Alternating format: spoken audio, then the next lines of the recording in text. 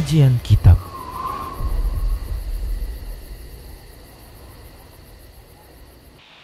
Bismillah. Assalamualaikum warahmatullahi wabarakatuh.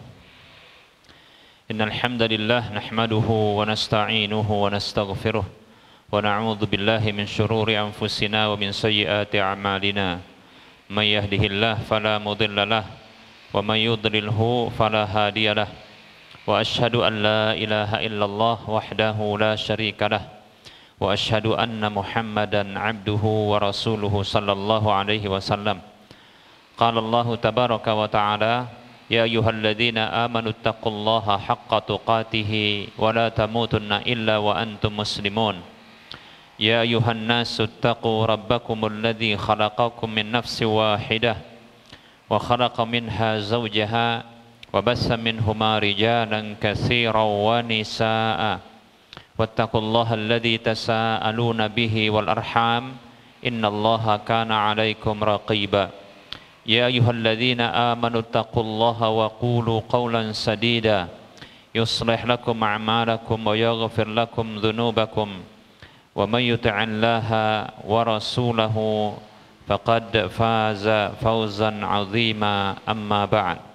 Fa inna asdaqal hadisi kitabullah wa khairal huda huda Rasulillah sallallahu alaihi wasallam wa syarral umuri muhdatsatuha wa kullu muhdatsatin bid'ah wa kullu bid'atin dhalalah wa kullu dhalalatin finnar. Para hamba Allah rahimani wa rahimakumullah, alhamdulillah segala puji hanya untuk Allah atas semua nikmat yang Allah berikan kepada kita. Salawat dan salam tak lupa kita ucapkan untuk Rasulullah sallallahu alaihi wasallam. Baik para hamba Allah rahimani wa rahimakumullah, kita lanjutkan bahasan fikih muamalah kita, dan kita akan menyebutkan bahasan dari pembahasan fikih muamalah tersebut adalah bahasan jual beli, dan kali ini kita masuki jual beli yang terlarang. Jual beli yang terlarang. Para hamba Allah rahimani warahmatullah, pada pertemuan yang lalu sudah kita singgung tentang klasifikasi jual beli yang terlarang. Jual beli yang terlarang itu memiliki sebab-sebabnya, jadi diklasifikasikan berdasarkan sebabnya. Baik para hamba Allah rahimani warahmatullah, yang pertama, jual beli itu terlarang disebabkan karena zatnya terlarang untuk dijual belikan. Sebabnya adalah haram zatnya. Dan ini insyaallah ta'ala kita akan sebutkan pada pertemuan-pertemuan yang akan datang. Kemudian yang kedua, ya, jual beli itu terlarang disebabkan karena adanya kedzaliman padanya. Kemudian yang ketiga, jual beli tersebut terlarang disebabkan karena ada riba padanya. Dan kemudian berikutnya, jual beli itu terlarang disebabkan karena adanya gharar di dalamnya. Dan ini akan kita bahas insyaallah ta'ala terkait dengan jual beli gharar pada pertemuan kali ini, ya. Kemudian jual beli tersebut, ya, jual beli itu terlarang disebabkan karena tempatnya. Dan ada juga jual beli terlarang disebabkan karena waktunya, ya. Baik para hamba Allah rahimani wa rahimakumullah. Nah, ini klasifikasi, ya, dari jual beli yang terlarang, ya. Baik para hamba Allah rahimani wa rahimakumullah, yang akan kita bahas pada pertemuan kali ini dan beberapa pertemuan ke depan itu terkait dengan jual beli terlarang karena sebab gharar. Gharar, ya. Apa itu jual beli gharar? sebab gharar. Gharar itu secara bahasa maknanya jahalah. Jahalah artinya ketidaktahuan atau ketidakjelasan. Itu disebut dengan gharar secara bahasa. Adapun jual beli gharar adalah kullu bai'in ihtawa jahalatan aw tadammana mukhataratan aw qimaran. Jual beli gharar adalah setiap jual beli yang mengandung ketidakjelasan dan mengandung untung-untungan, ya, atau mengandung judi. Baik para hamba Allah rahimani wa rahimakumullah. Inilah jual beli gharar. Ya.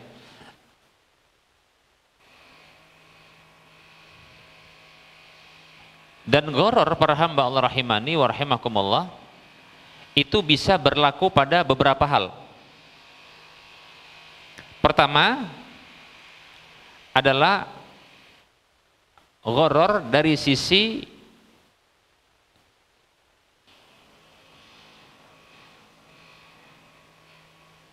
barangnya, dari sisi barang, ya, dari sisi barangnya. Kemudian yang kedua adalah gharar dari sisi harganya. Yang ketiga adalah gharar dari sisi waktunya.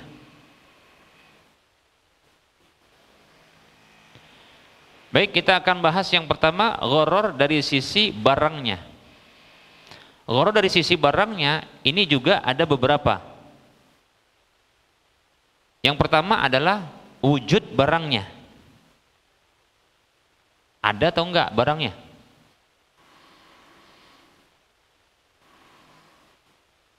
Kemudian yang kedua adalah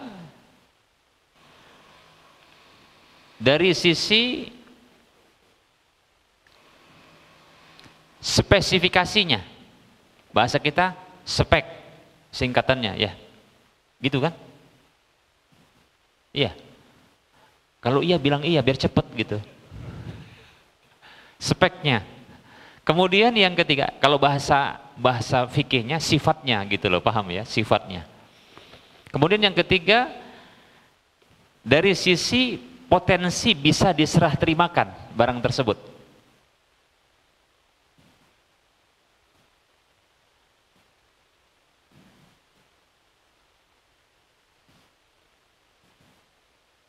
Nah, ini masih apa? Terkait dengan jual beli gharar. Ya. Pada barangnya. Dan barang tadi kita sudah rinci, ya. Apa tadi terkait dengan barang? Yang pertama, wujud barangnya, keberadaan barang, ada atau enggak ada. Ya. Ada atau enggak ada? Nah, makanya nanti di sini itu ada larangan jual beli barang yang tidak dimiliki. Paham enggak? Nah, itu dia. Karena gharar enggak jelas dia. Pada barangnya ada atau tidak ada. Gitu dia. Kalau ada pun kepemilikan sempurna atau tidak, nah itu ada berlaku dan nanti akan kita rinci sebenarnya. Tapi dengan pembahagian seperti yang kita sebutkan gini, klasifikasinya, nanti ternyata kita tahu, oh, jual beli ini ternyata masuk ke dalam gharar, gitu sebabnya. Saat ini kan mungkin kita belajar tuh acak namanya, acak. Yo, pokoknya ini dilarang, itu dilarang. Sebabnya apa toh? Nggak tahu kan? Nah, dengan kita mengetahui sebabnya kita, oh, ini termasuk rumpun besar dari larangan jual beli gharar. Dan itu pun pada barang masih ceritanya. Contoh gitu. Paham ya? Apa tadi ya kalau pada barang? Yang pertama, wujud barang. Kemudian yang kedua, speknya. Ya. Speknya. Karena ini pun tetap dilarang kalau speknya nggak jelas. Karena sesungguhnya alasan besar jual beli gharar itu dilarang sebabnya karena potensi memunculkan pertikaian, persengketaan, dan itu dilarang dalam Islam. Nggak boleh bertikai, nah itu nggak boleh, ya. Jadi kalau sebuah jual beli karena ketidakjelasan itu yu'addi ilan niza', kata para ulama, yaitu menyebabkan terjadinya pertikaian dan persengketaan, itu dilarang, dah. Demikian para hamba Allah rahimani wa rahimakumullah, ya. Baik, speknya. Spek itu pun untuk di setiap barang itu beda-beda. Ada speknya itu terkait dengan tahun dari pembuatan barang. Ada yang terkait dengan warna speknya. Ada yang terkait dengan ukuran dia. Ada yang terkait dengan merek dia. Ada yang terkait dengan seri ya. Seri atau seri? Seri. Beda ya. Seri ya. Ini nyebutkan merek ya sebentar. Contoh, ini nggak apa-apa kan? Contoh Suzuki. Kalau R3 itu apa?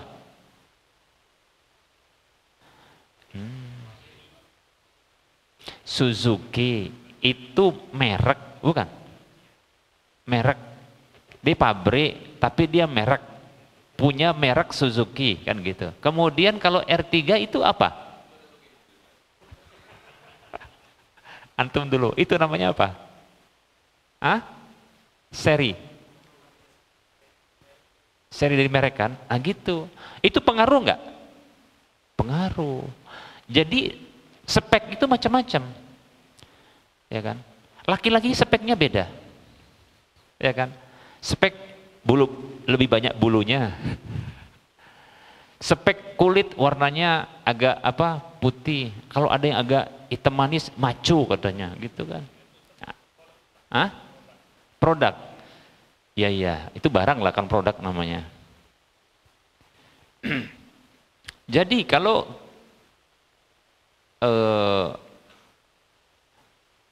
gharar itu berlaku pada apa tadi? Barang. Barang itu pun dirinci. Apanya? Pertama, wujudnya. Yang kedua, speknya. Yang ketiga, potensi bisa diserah terimakan. Paham ya? Yang ketiga ini, potensi bisa diserah terimakan, wujudnya ada, sudah, wujudnya ada wujudnya.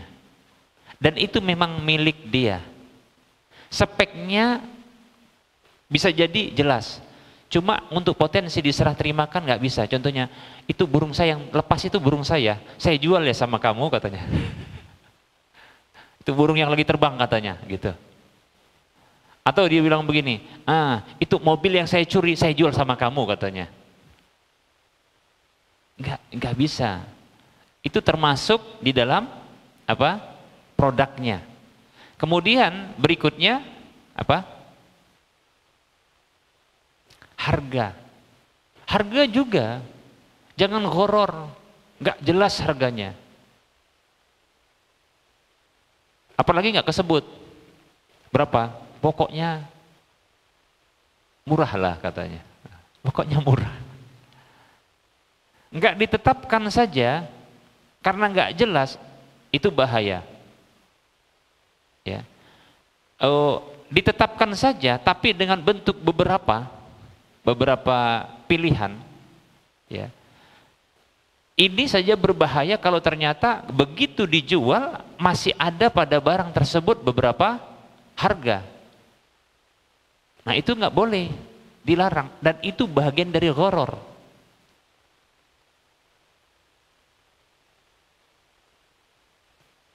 Ingat, yang saya maksudkan ini bukan ketika penawaran. Ini kalau kontan sekian, kalau dia bayar cicil sekian, itu tidak. Walaupun ada sebagian ulama yang mengharamkan, ya, tapi pendapat yang kuat ini tidak. Selama nanti begitu terjadi akad jual beli dan disepakati cuma satu harga saja, paham ya? Namun ketika laku barang tersebut, pada barang itu potensi ada beberapa harga. Contoh, dalam jual beli kredit. Dalam jual beli kredit. Jual beli kredit ini ya, ternyata begini, dia memberlakukan berapa waktu. Kalau setahun harga sekian, kalau 2 tahun harga sekian, kalau 3 tahun harganya sekian. Gitu kan? Lalu dia katakan begini, kalau kontan harga lebih murah, baik.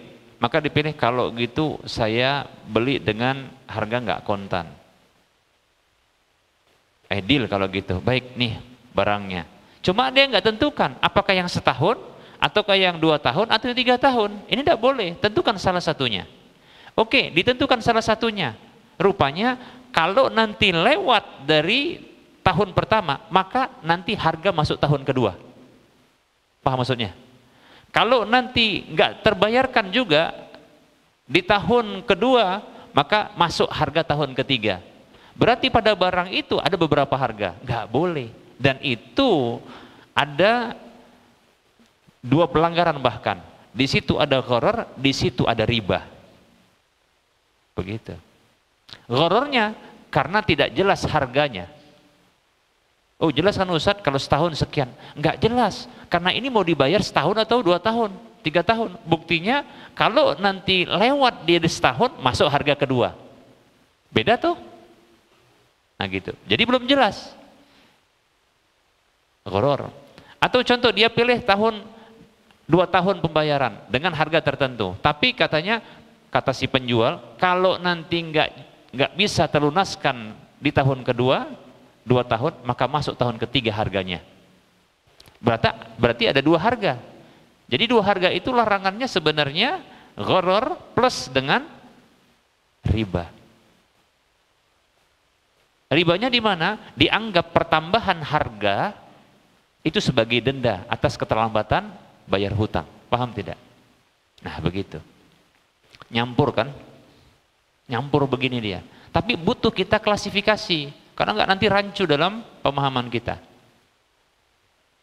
Baik. Apa tadi? Harga. Kemudian tadi masalah yang ketiga, potensi diserah terimakan. Ini juga gharar. Maka barang tersebut harus bisa diserah terimakan. Baik, kemudian itu terkait dengan produk atau barangnya. Kemudian yang kedua tadi harga ya, harga. Kemudian yang ketiga apa? Waktu. Dan ini berlaku untuk jual beli yang dia tidak di majelis akad serah terima barang atau serah terima uang. Karena memang ada jual beli yang dibolehkan ya dengan menunda barang atau menunda uang. Ya, kalau dia menunda barang, ya betul. Kemudian hanya uang yang diserahkan di awal, maka di sini disebut dengan jual beli salam. Hanya speknya saja yang disebutkan. Kalau waktu nggak disebutkan, kapan nanti mau ditentukan? Ya, contohnya, oh saya mau beli mobil dengan harga sekian. Dengan spek ini. Baik. Oh baik katanya. Baik, saya bisa kan? Tapi nggak disebutkan waktunya. Nantilah nunggu mati katanya. Nggak gawat ini. Ya, ini pasti bertikai nanti, bersengketa itu. Loh, uang lo dikasih, kapan ngasihnya? Loh, tapi nggak ditentukan. Ya ntar lah katanya. Bertengkar. Paham tidak? Nah seperti itu. Jadi ini gharar, ya. Gharar itu bisa berlaku pada produk barangnya, bisa pada harganya, bisa pada waktunya. Maka semuanya nggak boleh gharar, karena berpotensi semuanya akan memunculkan pertikaian, perselisihan.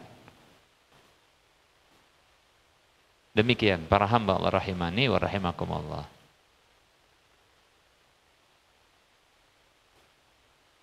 Sampai sini saya kira cukup dulu ya. Pada pertemuan yang akan datang, kita akan sebutkan ya, gharar itu beberapa jenis jual beli yang pernah terkonfirmasi. Oh, bahasanya keren ya. Terkonfirmasi dalam dalil, tersebutkan dalam dalil dia sebagai jual beli gharar di zaman Rasulullah dahulu dan sudah dilarang. Kita akan sebutkan insya Allah pada waktu yang entah kapan. Gharar berarti. Perlu diketahui, gharar itu dilarang hanya pada akad-akad ya, muawadhah namanya, akad komersil yang di situ ada kompensasi, timbal balik, ada uang, ada barang, ada uang, ada produk. Produk itu barang bisa jasa. Paham ya? Tapi kalau dalam akad-akad yang tidak ada di situ komersilnya, kalau gharar nggak masalah, ya. Nggak masalah kan? Ya contohnya ada yang ngomong begini, toke mobil, Ustaz, Ana pengen ngasih hadiah mobil sama Ustaz. Kok gitu? Iya kan Ustaz mau kawin lagi katanya. Ya biar bisa nanti. Itu tahu saya Ustaz kalau mobil Ustaz itu bukan punya Ustaz lagi katanya. Ini ada mobil satu lagi mau ngasih. Ana bilang apa mereknya, apa serinya, tahun berapa, nah gitu kan. Oh, nggak rinci gitu lah Ustaz, sabar dulu lah gitu. Oh gharar, nggak bisa gitu, paham nggak? Haram enggak? Itu hadiah, nggak ada timbal balik, paham ya? Nggak ada komersilnya. Masa mau dipaksa orang, ya harus jelas ini, nggak bisa gitu, paham nggak? Jadi harus pintar nanti kalau bilang, oh gharar ini haram. Nggak setiap gharar itu haram. Nggak jelas itu diharamkan dalam apa? Dalam akad-akad transaksi yang ada timbal balik komersilnya, paham nggak? Nilai komersilnya ada, di situlah diharamkan karena ada tuntutan. Tapi kalau nggak ada tuntutan, kita apalagi nerima gitu ya, sekedar nerima saja, ya nggak bisa dituntut untuk jelas. Ya terserah saya nanti Ustadz katanya, gitu, nggak masalah, paham ya? Tapi kalau nikah dengan orang yang tak jelas, gimana? Ini laki atau perempuan? Ya kalau dia sejenis bukan nikah namanya, ya, bukan nikah namanya. Baik ya. Sampai sini kita cukupkan untuk penyampaian materi. InsyaAllah Ta'ala pada pertemuan yang akan datang kita akan bahas terkait dengan rincian atau jual beli masa dulu yang terkonfirmasi dalam dalil ya. Saya akan sebutkan satu dalil yang ini mendasari haramnya jual beli gharar. Hadis yang dikeluarkan oleh Imam Muslim, At-Tirmidzi, Abu Daud, Ibnu Majah dan An-Nasa'i dari Abu Hurairah radhiyallahu anhu, beliau mengatakan, "Naha Rasulullah sallallahu alaihi wasallam an bai'il gharari." Rasulullah SAW melarang jual beli gharar. Ya, baik para hamba Allah rahimani wa rahmakumullah, kita akan jelaskan kelanjutannya pada pertemuan yang akan datang. Kita buka sesi soal jawab. Dipersilakan. Yang mana dulu? Oh, yang tua dulu, silakan. Ngalah ya. Mungkin pertanyaan saya ini menyangkut aspek kehidupan bisnis sehari-hari, Ustaz. Seperti kita ketahui bahwa masyarakat kita Islam terutama dari sisi perekonomian kan kita sedikit agak lemah ini Ustaz ya. Tapi kepengen beli barang kan biasa Ustaz ya. Tapi di sini kita selalu tersandung dengan istilah tadi Ustaz gharar. Misal biasalah leasing. Ya, Ustaz, leasing ya, yang biasa dilakukan. Tetapi finance ya. Tetapi ada beberapa badan usaha yang saya melihat ini sudah mulai didekatinya agar supaya syar'ilah, yaitu dengan menempatkan dibelinya dulu barang, kemudian dibuatnya satu harga, dicicil, sehingga lepaslah dia dari dua harga. Yang mungkin dia tidak bisa lepaskan adalah risikonya. Risiko dari jika dicicil, maka ada potensi-potensi hilang barang dan seterusnya. Jadi pengusaha ini mengakalinya dengan, ini yang mau saya tanya Ustadz, di backupnya dengan insuren atau asuransi. Ini kan sudah ada unsur gharar, karena tapi begini Ustadz, tadi berdasarkan penjelasan Ustadz, ketidakjelasan ya Ustadz, berarti ada di situ ketidakjelasan baru disebut gharar. Tapi saya melihat asuransi sekarang itu sudah membuat apa namanya ya, kriteria yang ditanggung. Apakah ini unsur yang ditanggung ini kan jasa ini Ustadz ya, jasa. Dulu mungkin pasti tidak ada ini Ustadz. Ini kan berkembang pesat perubahan bisnis saat ini. Ini bagaimana ini Ustadz? Apakah unsur daripada syariah tadi, asuransi yang mau membackup atau menjamin itu, apakah itu sudah, kan dia bukan bisnis utama itu Ustaz, dia hanya menjamin untuk melindungi bisnis tersebut dari unsur tidak terbayarnya oleh si yang bersangkutan dan seterusnya, hilang barang dan seterusnya. Ini bagaimana Ustaz? Ini banyak di masyarakat yang mungkin ya jujur bertanya juga kepada saya nggak bisa jawab itu. Gimana kira-kira Ustaz? Assalamualaikum warahmatullahi wabarakatuh. Waalaikumsalam warahmatullahi wabarakatuh. Baik, terkait dengan asuransi. Asuransi itu ada dua, dibagi dua oleh para ulama. Yang pertama disebut dengan at-ta'min at-ta'awuni, yaitu asuransi yang bersifat gotong royong, tolong menolong. Yang satu lagi adalah at-ta'min at-tijari, yaitu asuransi komersil. Yang asas dari asuransi komersil itu adalah keuntungan, namanya komersil. Jadi setiap asuransi yang menginginkan adanya keuntungan, maka di sini dia terlarang. Setidaknya dia jatuh kepada salah satu dari 3 pelanggaran. Pertama adalah riba, yang kedua adalah gharar itu sendiri, yang ketiga adalah judi. Yang walaupun sebenarnya judi itu sebenarnya bagian dari gharar, karena dia untung-untungan, kan begitu.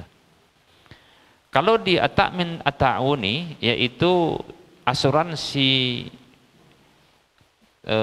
gotong royong atau dia tolong menolong, ya, itu asasnya adalah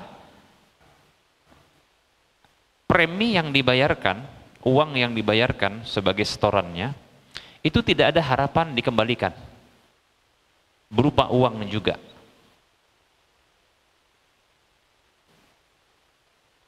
Ini asal dari at-ta'min at-ta'awuni dan itu dibolehkan. Namun syaratnya memang tidak boleh ya keuntungan itu nanti diarahkan ke pihak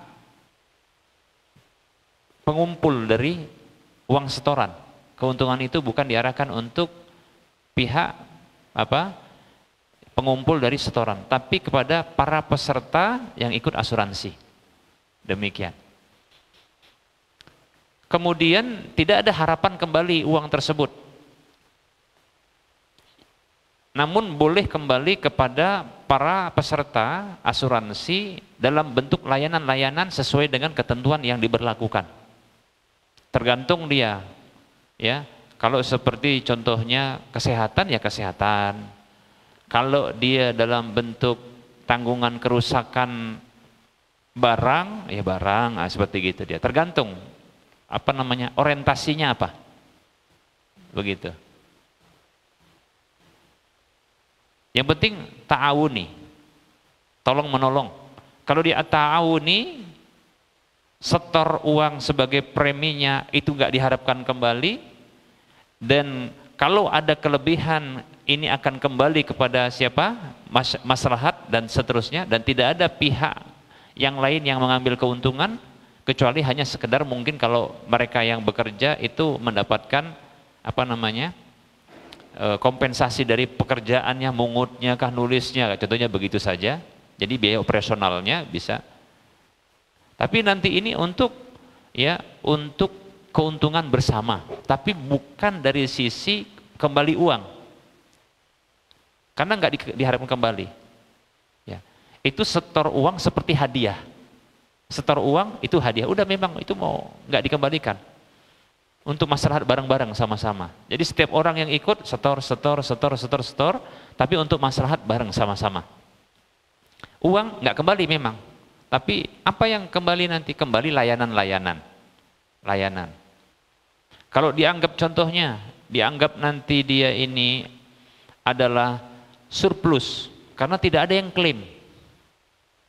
Uang banyak numpuk, maka bisa ditambah poin-poin atau item layanan yang akan diberikan. Bisa. Oh, kesehatan. Oh, kayaknya kita bisa agak lompat naik tangga. Kayaknya bukan hanya kesehatan, tapi coba yang lain karena sehat-sehat semua nih gitu ya.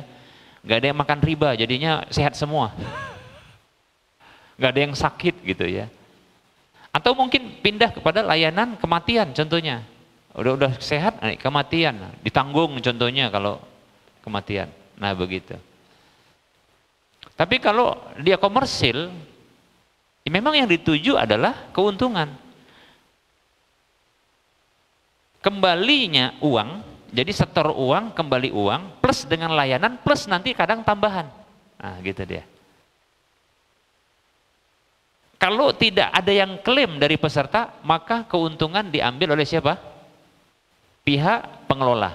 Nah ini ada untung dan ada rugi, gitu loh, paham ya?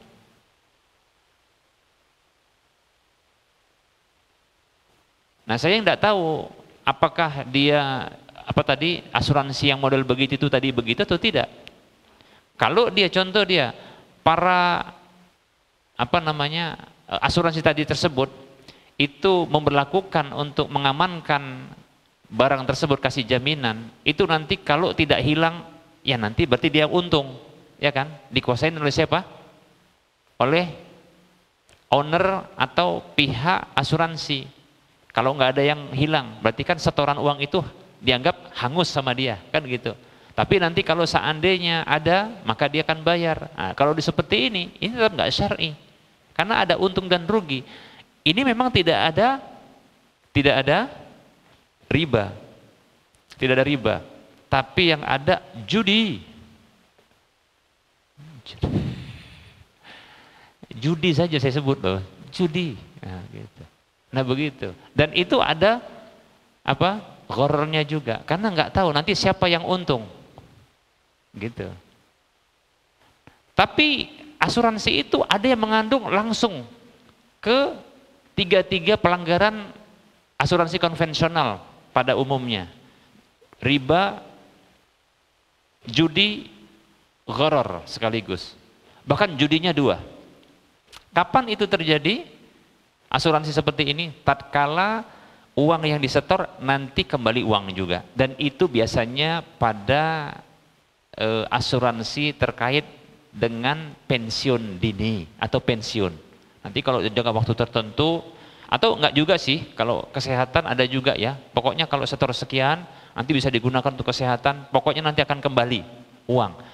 Kalau ada asuransi yang memberlakukan setor uang, kembali uang, plus dengan layanan, plus dengan uang, ini mengandung 3 sekaligus, riba. Kenapa? Dia kasih uang, dikelola, itu namanya hutang. Dijanjikan nanti dikembalikan utuh, plus dengan layanan, itu riba. Kullu qardin jarra naf'an fahuwa riba. Setiap hutang piutang yang menarik keuntungan adalah riba. Sudah? Kemudian karena nggak tahu ini siapa nanti yang rugi sama yang untung, jadi nggak tahu nanti aku dapat atau tidak, itu namanya gharar. Nanti kemudian kalau yang untung sama yang ada yang untung dan ada yang rugi, itulah jadi judi. Nah begitu dia. Makanya terkadang mengandung riba, bahkan ribanya 2. Nanti kalau telat bayar itu kena denda. Nah, itu ada namanya riba jahiliyah dengan kaedah ya anzirni azidka, tangguhkan pembayaran ya, tangguhkan pembayaran untukku, aku akan tambah untukmu. Ah gitu. Nah begitu. Ya, tinggal kalau saya begini, asuransi yang begini gimana? Jelaskan dulu dia skemanya, nanti baru kita bisa. Yang jelas saya sebutkan kaedahnya atau rincian umumnya. Kalau dia ya orientasinya adalah untung, ya maka pada umumnya ini jatuh kepada pelanggaran. Setidaknya dia jatuh kepada gharar atau judi. Kalau bisa jatuh kepada riba tatkala uang disetorkan kembali uang, paham ya? Seperti BPJS ketenagakerjaan yang untuk pensiun, seperti asuransi umum yang konvensional itu kalau setor nanti tahun sekian tahun sekian atau 10 tahun, 20 tahun, 30 tahun ini bisa diambil uangnya kan gitu ya. Kemudian nanti plus dengan pertambahannya. Nah, ini riba gitu, Pak. Kalau untuk yang Bapak sebutkan tadi tinggal bisa Bapak identifikasi dengan indeks kriteria yang sudah saya sebutkan tadi. Nah, gitu saja ya. Kalau yang ta'awuni yang boleh dan halal tadi setor uang nggak harap kembali. Tapi nanti untuk layanan-layanan surplus dia itu untuk semuanya. Nggak ada kembali. Berupa uang juga nggak ada diharapkan. Memang itu bentuk ta'awun, yaitu bentuk saling tolong menolong. Contoh yang seperti ini itu sebenarnya BPJS kita yang BPJS kesehatan yang mandiri itu. Cuma sayangnya ada denda keterlambatan, itu masalahnya. Di situ aja sayangnya. Yang contoh lebih murni lagi untuk yang asuransi at-ta'awun ini itu adalah STM di kampung-kampung, di kelurahan, di sekitar lingkungan. Itu setor uang, ada nggak pengen kembali uangnya? Berapa ditarik? 20, 25, 30, 50, 10 ribu? Berapa? Atau jangan-jangan nggak ikut nih? Nah, kalau seperti yang STM di lingkungan kita, itu insya Allah yang seperti itu adalah insya Allah syar'i dari sisi pengelolaan uangnya. Itu ta'awun, betul. Makanya STM, serikat tolong menolong. Betul dia, ta'awun dia. Setor uang nggak akan harap kembali. Tapi nanti kalau contohnya ada yang meninggal dunia, maka ya disiapkan semua keperluan untuk penyelenggaraan jenazah, gitu kan? Mulai dari kafannya, mulai dari orang bahkan yang memandikannya, kuburannya, gali kuburnya, papan atau pokoknya semuanya gratis. Sampai pun nanti ada tendanya. Cuma yang saya sedikit kasih saran atau bisa saya katakan saya ini meluruskan.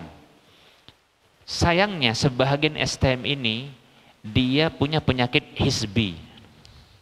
Tahu hizbi? Hizbinya itu orang yang nggak ikut itu nggak diopeni, tahu ya? Nggak boleh. Katanya kalau mati ya mati aja katanya, udah. Kalau nggak ikut STM, ya maka kalau mati nggak diurus. Oh nggak boleh gitu. Mestinya layanannya ada, tapi mungkin nggak selengkap tadi. Contohnya barangkali nanti akan dikenakan biaya contohnya, gitu. Bukan lantas nggak diopeni gitu loh. Nah, ini yang nggak boleh, itu lebih tepat hizbi. Kalau bukan golongannya dia nggak mau, gitu. Itu salah itu hizbi, penyakit begitu, nggak boleh. Kalau di tempat kita alhamdulillah ini sedikit bocoran ya. Di tempat tinggal saya alhamdulillah ada STM tapi nggak memperlakukan iuran. Malah dibuka donasi, sifatnya kotak infak. Luar biasanya malah yang surplus ini ketimbang masjid. Kenapa? Jarang orang mati, tapi infak jalan terus. Kalau masjid tiap pekan aja itu ada keluar biaya. Setiap bulan ada biaya keluar. Ya kan? Kalau infak untuk STM-nya malah enggak, karena jarang-jarang mati gitu loh, ya kan? Malah ngasih infaknya besar-besar, bukan kecil gitu kan. Kenapa? Apalagi orang yang kalau sudah meninggal dunia ditanya berapa biayanya Pak? Oh nggak perlu katanya. Hah? Enggak, gratis. Maka apa? Saking senengnya malah dia ngasih infak banyak. Nih dimasukkan kotak infak. Gitu. Makanya surplus dia. Nah gitu. Itu di tempat kita di wilayah Mencirim. Mau ditiru silahkan. Kayaknya tempat lain juga ada itu. Kalau ini sudah saya sondingkan ke beberapa tempat untuk begini kalau mau buat, ya, gitu ya. Karena biaya itu keluar sangat minim, ya. 2 atau 3 orang aja mati sebulan, itu masih bisa tercover dan itu udah sering, ya kan? Kan nggak mungkin kita tanya malaikat maut, berapa daftar orang mati di sini? Kan nggak mungkin kan, ya. Anda termasuk katanya, mak gawat kita ya. Baik, ya. Begitu Pak ya. Nah, nanti Bapak identifikasi sendiri dengan kriteria yang saya sebutkan, apakah itu termasuk asuransi yang dilarang ataukah tidak. Wallahu a'lam. Silakan. Yang lain? Oh, iya antum, silakan. Belum masuk. Kalau udah masuk pun nggak apa-apa, biar aja.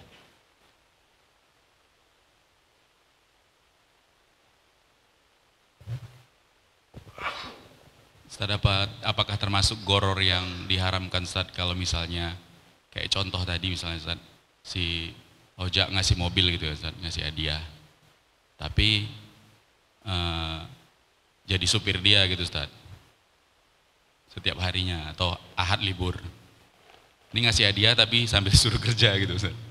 Oh, ada syarat. Apakah boleh digini Ustaz? Apakah ini termasuk goror seperti apa gitu Ustaz, kalau dia termasuk goror. Kemudian yang kedua Ustaz, tadi kalau misalnya terhadap barang yang hilang, kalau misalnya kita jual nggak boleh karena goror, kalau misalnya kita sayembara kan boleh nggak Ustaz, tapi pakai uang pendaftaran. Gitu aja Ustaz. Baik ya. Yang pertama, ini kalau menikah poligami pertanyaan dua-dua terus ya. Yang pertama, ya, itu hibah bersyarat. Boleh nggak hibah bersyarat? Yaitu aku kasih hadiah, tapi syaratnya supir lah ya, supirin gitu ya. Nah gitu. Apakah boleh yang seperti ini? Seingat saya ada perbedaan pendapat di kalangan para ulama. Setahu saya dalam masalah ini, ya. Ada yang mengharamkan, ada yang tidak mengharamkan. Mengharamkan itu katanya nggak ikhlas. Nggak ikhlas, ya. Kemudian ada yang menghalalkan, membolehkan. Kenapa? Itu tidak ada hubungan dengan ketidakikhlasan. Karena ingin memberi, tapi ingin ya memberikan kompensasi, ya, diikat dengan syarat-syarat. Wallahu a'lam. Kalau dalam ini sepertinya tidak masalah, ya. Yang penting ikhlas tetap dijaga. Ya. Kalau saya condong kepada pendapat yang membolehkan, ya, hibah bersyarat, ya. Hibah bersyarat insya Allah termasuk yang akan dibolehkan. Ya.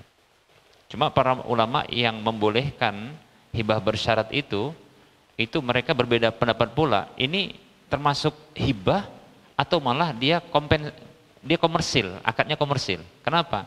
Itu sepertinya begini, ya, supirin saya nanti gajinya, upahnya adalah mobil. Nah, begitu. Ada yang memahami begitu. Makanya boleh. Paham tidak? Tapi di situ harus jelas waktunya. Ya, waktu sampai berapa lama, nah, gitu dia. Karena ini dianggap masuk akad komersil, bukan akad pemberian murni, akad sukarela, demikian, ya.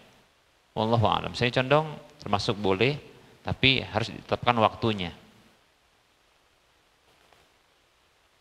Pertanyaan kedua, dari orang yang menikah dua gitu ya.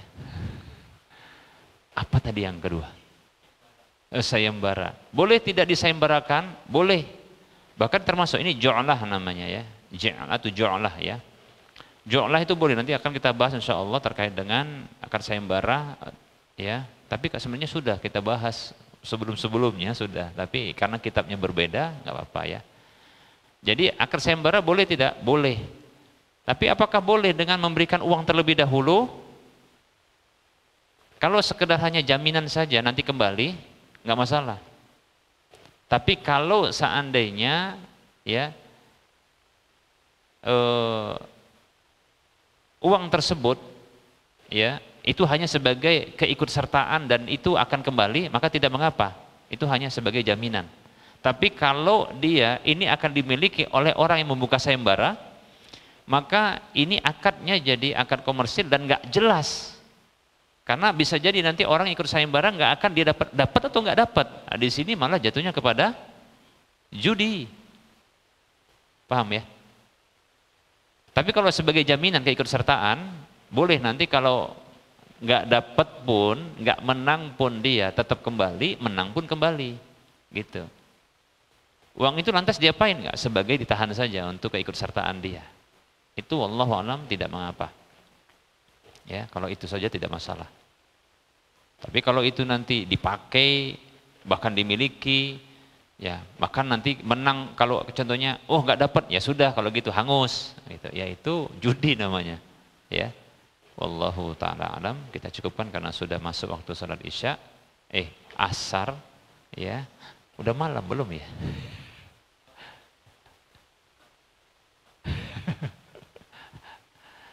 Barangkali ini saja yang bisa kita sampaikan, mohon maaf atas segala kekurangan, kita ketemu lagi di lain kesempatan. Wassallallahu ala Muhammad wa ala alihi wa ashabihi ajma'in, subhanakallahumma wa bihamdika, asyhadu an la ilaha illa anta, astaghfiruka wa atubu ilaika, walhamdulillahirabbil alamin. Assalamualaikum warahmatullahi wabarakatuh.